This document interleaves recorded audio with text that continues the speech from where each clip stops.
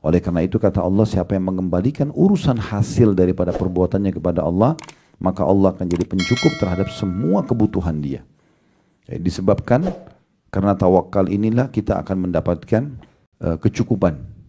Barang siapa yang menyandarkan diri pada Allah dalam urusan dunia maupun agama untuk meraih manfaat, saya ulangi, barang siapa yang menyandarkan diri pada Allah dalam urusan dunia maupun agama untuk meraih manfaat dan terlepas dari kemudaratan, maka ia pun menyerahkan urusannya pada Allah, maksudnya supaya hasil usahanya maksimal dan juga tidak kena mudarat. Dia minta kepada Allah agar diselamatkan, maka Allah akan mencukupi urusannya. Jika urusan tersebut diserahkan pada Allah yang maha mencukupi atau al-ghani, diserahkan kepada zat yang maha kuat atau al-qawi, diserahkan kepada zat yang maha perkasa atau al-aziz, dan juga diserahkan kepada zat ar-rahim yang maha pengasih, maka hasilnya pun akan baik dari cara-cara yang dia tidak sangka. Namun kadang hasil tersebut tidak datang saat itu juga dan diakhirkan sampai waktu yang paling tepat. Maka maha suci Allah yang lebih mengetahui kapan seorang hamba itu mengetahuinya atau kapan hamba itu akan mendapatkannya. Jadi kalau misalnya teman-teman sudah ikhtiar nih, kita berusaha buka usaha, kita berikhtiar untuk dapat anak, berikhtiar untuk mendapat pasangan, berikhtiar apa saja, kita sudah ikhtiar nih maksimal. Menurut kita begitu. Nah, tinggal tawakal kepada Allah, serahkan kepada Allah dengan dia dalam hati begitu, menyandarkan ini hasilnya kepada Allah, maka Allah akan mudahkan nanti. Ada orang yang diberikan langsung, ada orang yang ditunda sampai waktu yang Allah lebih tahu itu tepat buat dia. Kalau diberikan misalnya sekarang, maka mungkin akan luput dari dia syukur, akan luput dari dia mendapatkan pahala sabarnya misalnya. Tapi Allah terlambatkan sampai waktu tertentu. Tapi yakinlah teman-teman sekalian, tidak ada orang yang berdoa di muka bumi ini muslim asal dia ikhlas kepada Allah kecuali akan diijabah. Itu perkataan Nabi SAW dalam hadis sahih. Tidak ada seorang muslim yang berdoa di muka bumi ini kecuali pasti akan diijabah oleh Allah Subhanahu wa taala. Dalam riwayat lain, kecuali melalui 3 tahapan. Yang pertama diberikan langsung pada saat itu, yang kedua akan dihilangkan musibah akan menimpa dia dengan doa itu, atau akan disimpankan dalam bentuk pahala yang dia panen pada hari kiamat. Kenapa Ustaz masih ada doa saya yang belum saya lihat hasilnya? Mungkin dia belum tawakal, dia belum menyandarkan urusan itu kepada Allah. Tidak diikuti dengan keyakinan Allah akan terima, tapi ragu-ragu, diterima enggak ya? Kok saya belum lihat hasilnya? Nah ini yang Nabi SAW mengatakan, akan diterima permintaan seseorang dari kalian selama dia tidak tergesa-gesa. Kata para sahabat, ya Rasulullah bagaimana cirinya orang tergesa-gesa? Kata Nabi SAW, dia mengatakan aku telah berdoa belum lihat hasil, lalu dia berhenti berdoa. Sehingga akhirnya dia tidak jadi mendapatkan apa yang diharapkan tersebut. Jadi ini poin pertama, Allah akan berikan kepadanya rezeki dari tempat tidak disangka-sangka dengan bertawakal kepada Allah Subhanahu wa taala. Yang kedua yang didapatkan adalah, tentu juga ada sebuah riwayat sahih, riwayat Bukhari ya.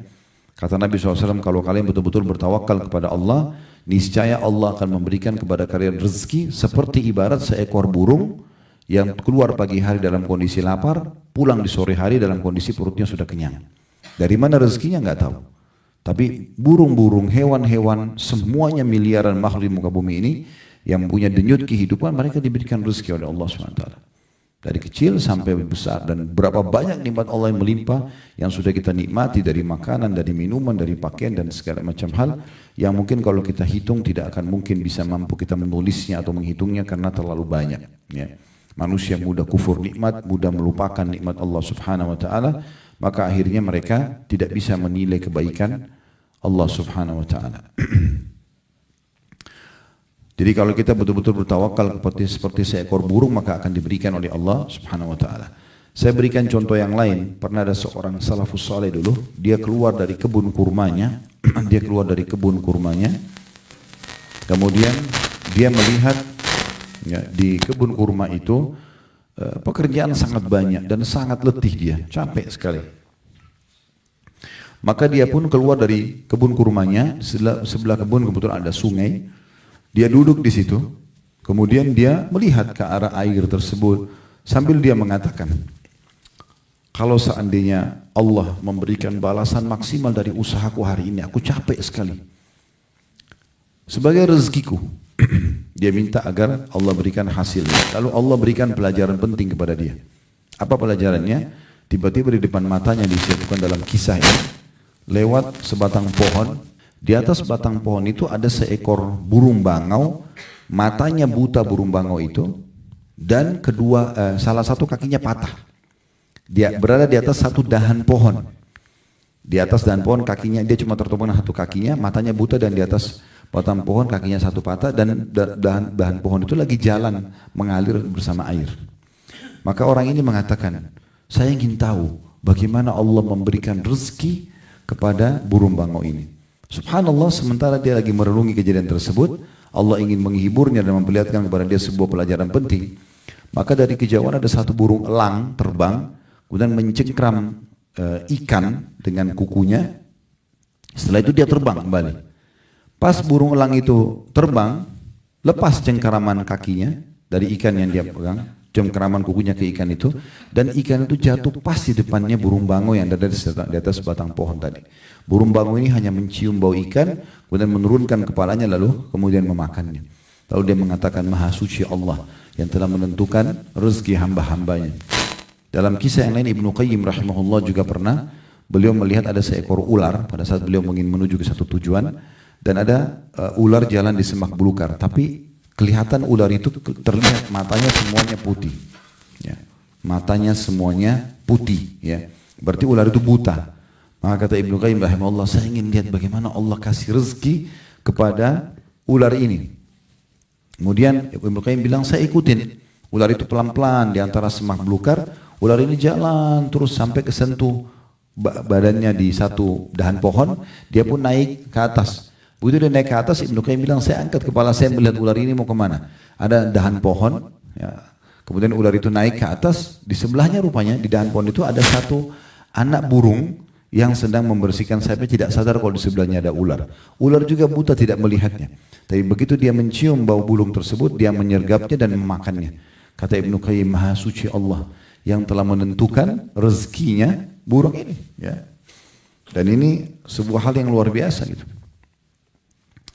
Kemudian teman-teman sekalian, yang kedua yang bisa kita dapatkan adalah seseorang kalau bertawakal selain mendapatkan rezeki, maka juga dia akan masuk surga tanpa hisab. Jadi ini keutamaan yang luar biasa. Orang kalau menyerahkan hasil usaha, berusaha dulu lalu dia sandarkan kepada Allah, diikuti dengan penuh keyakinan Allah akan memberikan apa yang dia harapkan, apa yang dia minta, baik dalam waktu dekat atau mungkin ditunda beberapa saat, dan dia jangan putus asa, terus dia kejar dan minta kepada Tuhannya, terus dia manja dan mohon kepada Tuhannya, maka Allah akan kasih. Puncaknya dia akan dibalas nanti masuk ke dalam surga. Sebagaimana hadits Ibnu Abbas radhiyallahu anhu, beliau mengatakan bahwasanya Rasulullah SAW bersabda, "Yadkhulul jannata min ummati 70,000 bighairi hisab." Akan masuk surga dari umatku 70.000 tanpa dihisab. Ya, semoga kita termasuk insyaallah ini. Tanpa dihisab maksudnya tidak pula lagi ditimbang-timbang amalnya. Memang ada orang ini VIP, ya. Insya Allah ada satu judul ceramah yang kami susun, jadilah VIP, ya. Itu nanti materi tabligh akbar insya Allah. Tujuannya untuk membahas bagaimana setiap orang muslim harus jeli selama mereka hidup. Mereka kenapa tidak menjadi orang-orang yang VIP yang bisa lolos di dunia, dapat rezeki dengan mudah, mudah disukai oleh manusia, disukai oleh Tuhannya, dan ada caranya semua. Dan untuk menjadi orang seperti ini fasilitasnya sangat bagus di dunia. Di akhirat juga mereka akan mendapatkan yang terbaik, bahkan melewatin sirat golongan pertama seperti kilat cepatnya masuk surga dan mendapatkan derajat tertinggi. Semuanya bisa akan dapatkan. Kata Nabi SAW, akan ada 70.000 dari umatku, mereka masuk surga tanpa hisab dengan sangat mudah. Ini VIP ini. Lalu kata Nabi SAW, humul ladina la yastarqun, mereka adalah orang-orang yang tidak minta diruqyah, ya. Dari sini maksudnya ada orang yang tanpa sebab, tidak ada masalah sihir, tidak ada masalah apa, tapi mereka suka bergantung pada ruqyah. Bisa bermakna itu kalau ruqyahnya adalah ruqyah membaca ayat-ayat Al-Quran untuk berobat, atau bisa juga bermakna ruqyah di sini adalah ruqyah, ya, minta dalam secara etimologi atau bahasa, minta guna-guna, orang yang minta diguna-gunain, ya. Karena dia dalam secara etimologi juga bisa bermakna bacaan yang ditiupkan, gitu ya. Tapi intinya di sini sebenarnya ulama mengatakan mereka tidak minta ruqyah, tidak minta untuk dibacakan ayat-ayat, sementara mereka tidak bermasalah. Kalau ada seseorang antara kita memang ada rasa masalah, misalnya dia merasa memang sering kesurupan, sering ketindihan, sering mimpi-mimpi buruk misalnya, lalu dia minta diruqyah, ini berbeda, bukan tidak masuk dalam hadis ini. Mereka orang-orang yang tidak disebutkan dalam hadis ini, karena Nabi SAW pernah menyuruh istri-istri beliau diruqyah. Pernah Aisyah diruqyah, Nabi SAW pernah diruqyah oleh Jibril pada saat beliau sakit. Waktu Jibril dalam hadis sahih menanyakan kepada Nabi SAW, ada apa dengan Muhammad? Kata Nabi SAW, aku sedang sakit, terganggu. Maka beliau pun membaca doa ruqyah masyhur, Bismillah arqik min kulli syarrin yu'dhik wa min syarri nafsin wa ainin hasid, Allah yashfiki Bismillah arqik. Maka ini yang dibaca oleh Jibril kepada Nabi Muhammad SAW tentang doa ruqyah. Berarti dibolehkan gitu ya. Bahkan kata Nabi SAW, la ba'sa birruqyah ma lam takun syirkan. Boleh beruqyah selama tidak ada kesyirikan di situ. Maksudnya adalah memang ada sebabnya. Kemudian yang kedua, wala yatatayyarun, dan mereka tidak menggantungkan nasibnya pada benda-benda atau menganggap adanya sial-sial. Maka ini juga ciri orang yang masuk surga tanpa hisab. Mereka tidak tatayur. Nah, asal mula bahasa tatayur Bapak Ibu sekalian adalah orang-orang Arab dulu. Mereka punya satu tradisi. Mereka datangin satu dukun di Mekah. Dukun itu dibayar, kemudian dukun ini siapin satu kotak, di situ ditaruh 3 lembar bulu burung merpati, ditulis lakukan, yang kedua tidak lakukan, yang ketiga kosong. Setiap kali dia melakukan satu aktivitas, maka dia selalu menggantungkan nasibnya pada burung itu. Dia datang, dibayar dukun itu, dimasukkan tangannya dalam kotak, dia dengan tutup mata, nanti kalau keluar tulisan lakukan berarti dianggap dia akan sukses. Kalau keluar jangan lakukan berarti dianggap akan ada musibah menimpa kalau dia lakukan, safar, bekerja, menikah dan seterusnya. Dan kemudian kalau keluar yang tidak ada tulisan dia harus mengulanginya. Ini namanya tatayur. Atau ada tradisi jahiliyah yang lain, mereka ambil burung, kemudian mereka terbangkan burung itu. Kalau ke arah yang dia akan pergi ke sana, misalnya dia mau ke arah barat, burungnya itu terbang ke arah barat, berarti dia akan selamat di jalan. Kalau arahnya ke arah lawan arahnya yang dia mau pergi, berarti dia akan celaka. Nah, ini namanya tatayur. Ini tidak boleh. Kalau Bapak Ibu ingin masuk surga tanpa hisab, tidak boleh tatayur. Nah, masuk dalam tatayur ini seperti kemarin kita kasih contoh kalau tangan kanan gatal, itu kemudian mau keluar uang, tangan kiri gatal mau dapat uang, kelopak matanya kedap-kedip atas mau senang, kalau di bawah mau sedih, apalah, mungkin Bapak Ibu lebih tahu tradisi di sebagian kota kita, maka itu semua tidak boleh, itu masuk dalam tatayur, menggantungkan nasib pada benda-benda seperti ini nggak boleh, atau menganggap ada hari sial, hari Selasa itu dianggap hari sial misalnya. Kalau ada orang kecelakaan, oh memang karena hari Selasa, nah itu semua termasuk tatayur. Kemudian Nabi SAW mengatakan ciri yang ketiga orang masuk surga tanpa hisab, wa ala rabbihim yatawakkalun, dan mereka bertawakal kepada Rabb mereka. Ternyata ini penyebab seseorang itu masuk ke dalam surga tanpa hisab, masuk ke dalam surga tanpa hisab. Jadi ini penting sekali untuk difahami.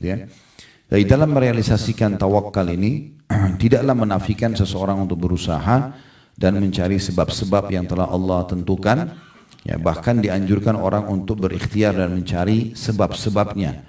Hanya saja setelah dia berusaha, maka dia serahkan kepada Allah subhanahu wa ta'ala.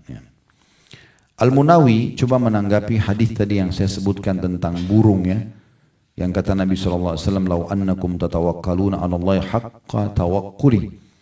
Kalau kalian benar-benar bertawakal kepada Allah sebenar-benar tawakal, maksudnya menyerahkan setelah berusaha hasilnya kepada Allah, la razaqakum, maka pasti Dia akan memberikan kepada kalian rezeki kama yarzuqut tayra, sebagaimana Allah memberikan rezeki seekor burung, tagdu khimasan wa taruhu bitana, yang pergi pada pagi hari dalam kondisi lapar, kembali sore hari dalam kondisi kenyang.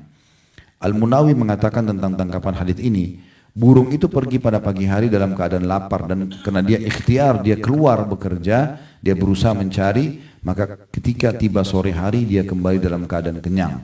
Namun usaha ini bukanlah yang memberi rezeki, yang memberi rezeki adalah Allah Ta'ala. Hal ini menunjukkan bahwa tawakal tidak harus meninggalkan usaha. Tawakal haruslah dengan melakukan berbagai usaha akan membawa hasil yang diinginkan, dan pasti akan diberikan rezeki dari tempat-tempat yang tidak disangka.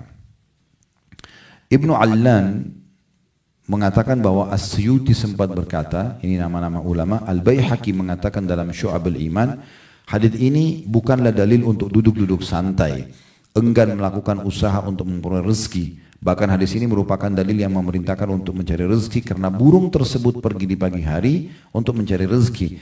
Jadi yang dimaksudkan dalam hadis ini, wallahu alam, seandainya, kata beliau ya, mereka bertawakal pada Allah Ta'ala dengan pergi, berusaha dulu dan melakukan segala aktivitas dalam mengais rezeki, kemudian melihat bahwa setiap kebaikan berada di tangan Allah dan dari sisinya, maka mereka akan memperoleh rezeki tersebut sebagaimana burung yang pergi pada hari dalam keadaan lapar dan kembali sore hari dalam keadaan kenyang.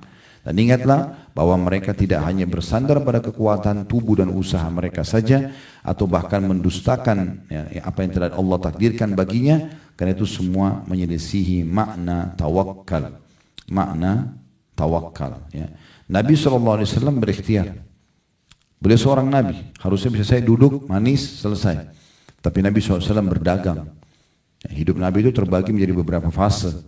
Fase pertama, mulai dari 8 tahun kita hitungnya, karena dari umur sebelum 8 tahun beliau masih dinaungi oleh ibunya sampai 6 tahun, kemudian 6 sampai 8 tahun kakeknya, semua kebutuhan dipenuhi. Nah, mulai 8 tahun di sini beliau SAW sudah mandiri. Karena hidup bersama pamannya Abu Thalib yang miskin, maka beliau sudah mulai ikhtiar. 8 tahun sampai umur 21 tahun, ya, kurang lebih 11 tahun, di situ beliau ikhtiar. Ini 13 tahun. Beliau ikhtiar mengembala domba. Umur 8 sampai umur 21 tahun. Itu kurang lebih 13 tahun beliau ikhtiar untuk mengembala domba supaya bisa menghidupi hidup beliau. Ini tidak mungkin terjadi kecuali memang karena didikan dari Allah SWT. Kemudian setelah itu dari umur 21 tahun sampai 40 tahun jadi Nabi, itu fase di mana 19 tahun beliau jadi pengusaha. Dan menjadi pengusaha yang sukses. Setelah itu masa kenabian 40 tahun sampai meninggal 63 tahun, ini adalah gabungan semuanya. Beliau tetap berusaha, beliau tetap juga menjadi da'i, menjadi nabi, beliau juga menjadi seorang mujahid dan terus memotivasi para sahabat untuk meraih semua prestasi-prestasi dunia dengan bertawakal kepada Allah Subhanahu wa taala. Juga Allah Subhanahu wa taala telah menjanjikan kepada nabinya sallallahu alaihi wasallam kemenangan di Khaybar, ya, kurang lebih 180 km dari sini ada benteng Yahudi, ada 9 benteng Yahudi yang ditaklukkan oleh Nabi SAW di perang Khaybar itu. Waktu itu turun firman Allah SWT, sebelum ke Khaybar Allah akan berikan kemenangan kepada Nabi SAW dan pasti menaklukkan 9 benteng itu. Pertanyaan sederhana, apakah Nabi SAW setelah menerima berita gembira ini kemudian duduk manis? Udah di Madinah aja, toh juga akan dapat kemenangan, Allah sudah janji? Tidak. Beliau bentuk pasukan, beliau membawa senjata terbaiknya, kuda terbaiknya, kemudian menuju ke Khaybar. Dan apa Bapak Ibu sudah tahu, waktu tiba di Khaybar itu para sahabat teriak-teriak, Allahu Akbar, Allahu Akbar, itu lihat benteng Yahudi. Ini yang Allah janjikan. Kata Nabi SAW, jangan kalian teriak-teriak dalam memanggil Tuhan kalian, karena Allah tidak tuli. Cukup dengan suara biasa saja. Dan jangan berharap bertemu dengan musuh kalian, berharaplah musuh dengar kalian, mereka ketakutan. Ya, sehingga kalian sudah menang tanpa peperangan. Tapi kalau kalian harus berhadapan, maka kokohkanlah kaki kalian. Tapi Nabi SAW ikhtiar, dan Bapak Ibu perlu tahu, benteng pertama saja, benteng Naim namanya, atau benteng Naim. Benteng Naim ini dikepung oleh Nabi SAW 43 hari. Dan sementara kepengepungan itu sempat ada masa kelaparan. Dan sempat kelingking beliau kena anak panah Yahudi. Padahal sudah janjikan kemenangan. Tapi Nabi SAW terus ikhtiar mengejar janji Allah itu. Tidak berhenti. Nah, ini hakikat tawakal di situ. Jadi dia walaupun sudah dijanjikan misalnya orang muslim akan dikasih rezeki, orang yang doa akan diterima, beliau selain berusaha, beliau juga mengejar dan coba meraih apa yang sudah Allah janjikan itu. Dan begitu juga Allah menyebutkan dalam surah Al-Anfal tentang pentingnya setiap orang di antara kita mempersiapkan diri untuk berperang. Ya, bukan berarti orang mukmin itu dijanjikan kemenangan oleh Allah. Allah bisa turunkan malaikat membantu dalam peperangan, mereka lalu tidak ikhtiar, tidak, mereka latihan, mereka melatih kudanya, mereka menajamkan pedangnya, mereka menajamkan anak-anak panahnya, ujung anak panahnya, dan seterusnya. Ini ikhtiar. Makanya Allah bilang dalam surah Al-Anfal, wa'iddu lahum mastata'tum min quwwatin wa min ribatil khair. dan persiapkanlah yang terbaik dari diri kalian untuk menghadapi musuh-musuh Allah itu ya sesanggup kalian ya. Dan juga dengan melatih kuda-kuda yang ditambat untuk berperang. Jadi semua ini adalah makna daripada tawakal kepada Allah Subhanahu wa taala. Ini kurang lebih gambaran tentang masalah tawakal. Maka kita harus memahami, kerja dulu, berusaha dulu, kemudian kita serahkan kepada Allah Subhanahu wa taala. Mungkin begitu saja, kita tutup dengan kafaratul majlis. Subhanakallahumma bihamdika asyhadu an la ilaha illa anta astaghfiruka wa atubu